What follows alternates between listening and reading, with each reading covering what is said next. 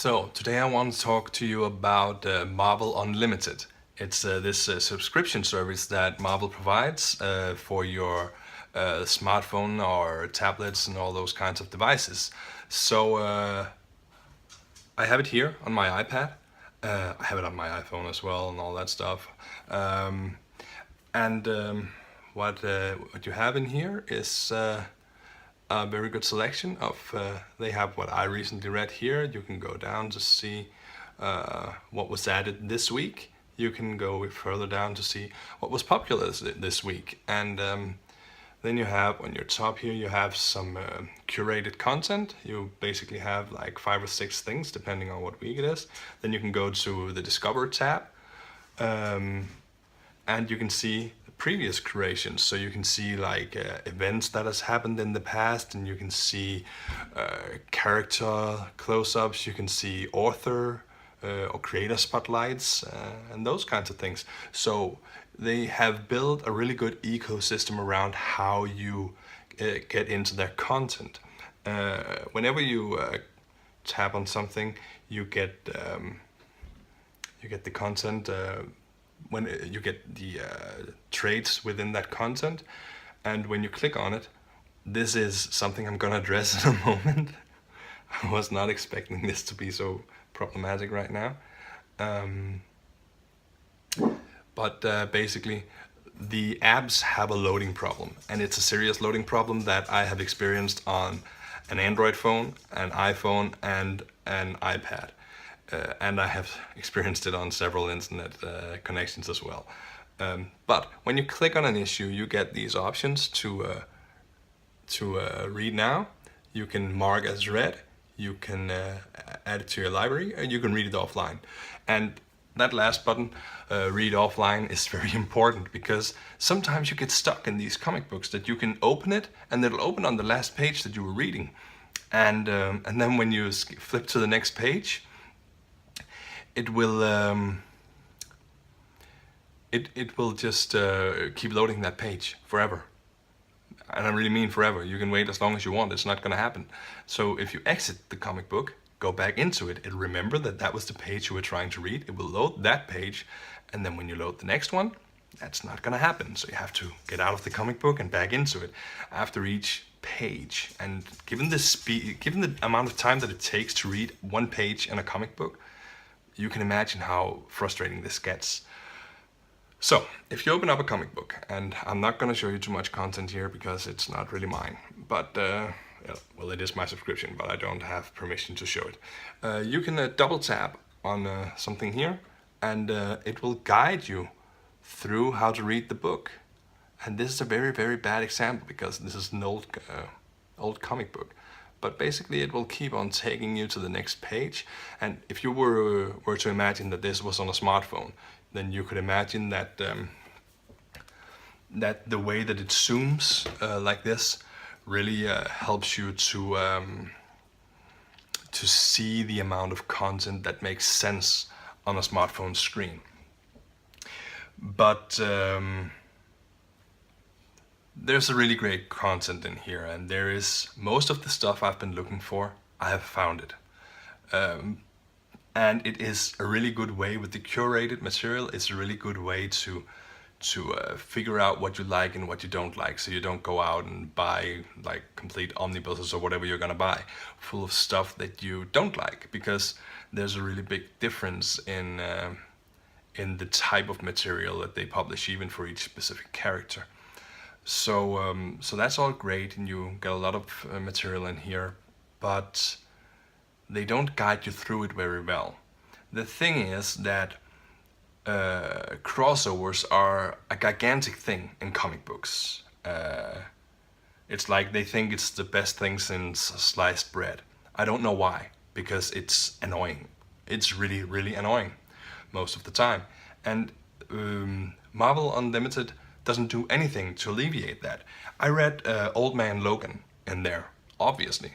And when I finished the book, or when I finished the first 6 issues, well, the last issue was a special.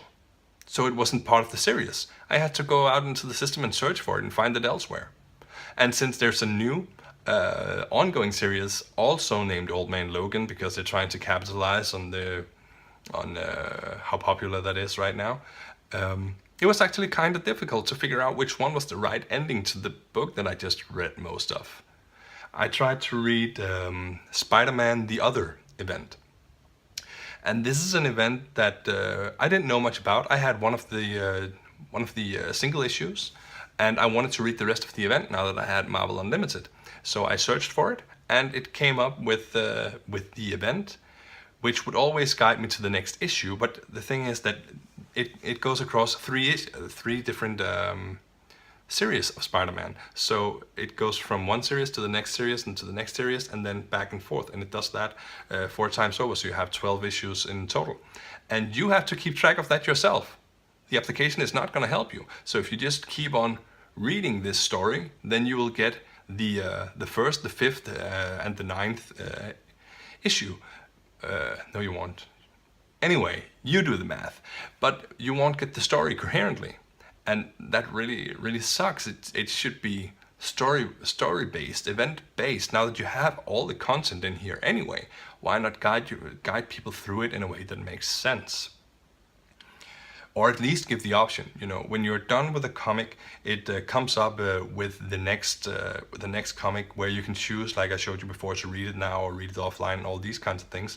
And it even shows you what's coming next in the series. But there could be another list down there to say what's going to come next in the event that you're reading right now. That is really something that is missing in there because it's cumbersome.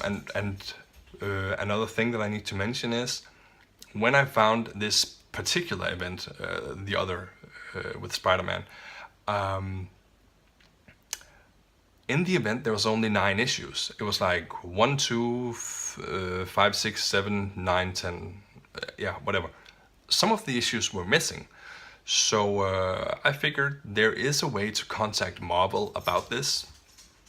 And I sent them an email and they responded the very next day. I asked them if they could tell me when the last issues would be added. And they said, okay, this is a mistake. These are the issues you're looking for. And they just sent me a complete list of the issues that I should read if I wanted to read the event, and I could find them all in there, and I could read them, which was great. But still, this is just that the material is not collected in a reading-friendly way. It has the exact same problem as going to a comic book store. You never know which issue is the next one. If you decide to buy The Amazing Spider-Man 1 through 10, then you might not get a coherent story because, hey, perhaps there was a crossover and you needed to read 5 other books somewhere else before continuing to read. And that's an ongoing problem in comic books, but it's a problem that they could solve in a product like Marvel Unlimited, but they chose not to. One last little complaint and a really good piece of advice if you want to get Marvel Unlimited is go to marvel.com and create your account there. There is an option within the Android app, within the iOS apps, to create an account. It doesn't work. I checked it out online because I kept on having so much trouble with it, and I'm not the only one having the problem. There is a serious issue within these apps about creating with creating accounts, and I get that. If I was Marvel, I would have that problem too, because when you create an app with a subscription for iOS or for Android, then you have to pay a 30% royalty of whatever you charge your customers to Apple or Google, depending on the platform, of course. And if you get people to create their accounts and make their subscriptions directly on your own site, then you get out of that. And Marvel Unlimited is actually pretty damn cheap. They have offers almost all the time to get the first month for free. If you pay for an entire year, you get down to like, I think $5 a month or something. It's really cheap. So it's a great way to read comics. It's a great way to get in there. But it's just really sad that the whole sign-up feature doesn't work. I think it's by choice. I think it's something they do on purpose to get those last 30%, but I think they lose a lot of customers because the first experience you get with the app is something that doesn't work at all. I was actually very hesitant when I went to Marvel's page, because I figured, okay, if I can't sign up here, then I must just do it on their website, which I have no problem with whatsoever. But I was kind of reluctant, because if that is the quality of the application, then I might not want to pay for it. I can tell you that that is not the quality of the application. The application is great. Sometimes it has loading problems, but you can choose to read the comic offline. Then it'll download the entire comic book so that you don't have to go in and out of it. And if you just make that a habit for yourself, before you press the red button, you just press read offline, and then you press the red button. You can only have, I think it's like 10 or 12 comic books to read offline. So once in a while you have to go into your own library, look at the comics that you set to read offline, and then click the same button again to not read it offline anymore. It'll delete it from your device, and you can pick another 12. So that's the way to use the app, and you have to figure this stuff out, which sucks. It's not really user friendly, but that's the way it is. And when you know that, it's a great application. It's a great way to get loads of Marvel content. They have most of the stuff in there that is more than 6 months old. So generally that's the threshold. If it's more than 6 months old, they'll add it. But they still have a bunch of old stuff in there, and they have more than 17,000 comic books in there, or single issues in there. And like I said before, I have not looked for anything without finding it. It's just a bit hard to find your way around it, which is why I still enjoy reading the real books more, but this is cheaper. It's much cheaper, and it's much faster. So what I do for my collection is I read stuff in Marvel Unlimited, and then the stuff that I feel like I'm going to reread this, and I'm not just going to reread this at some point in like 10 years or something. This is a book I'm going to read again and again. Then I find a printed version somewhere, hardback if it's available without being too pricey, and otherwise I'll find a trade paperback with it. So yeah, that's my Marvel Unlimited review. Great app that doesn't work if you don't know how to make it work, but great app.